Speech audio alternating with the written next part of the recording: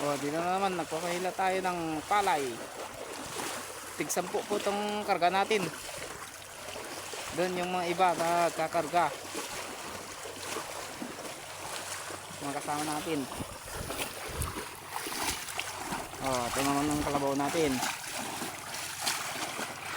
Lagay po natin doon sa may nyog, itong palay. O. Ganito lang pong trabaho natin. Baka mamaya wala na tayong hilain na palay. Pakainin na natin itong mga kalabaw natin. Yun po.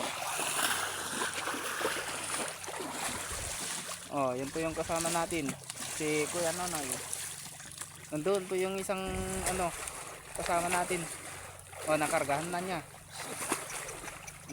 Biyahe na din siya. Andito lang po ang hanap buhay natin kapag kagapasan na. Mura pa naman ang palay ngayon.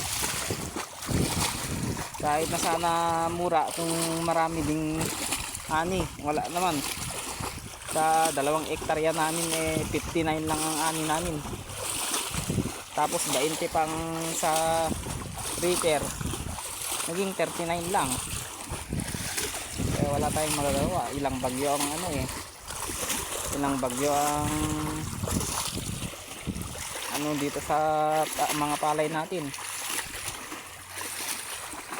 Kaya pag na lang natin yung nakuha natin,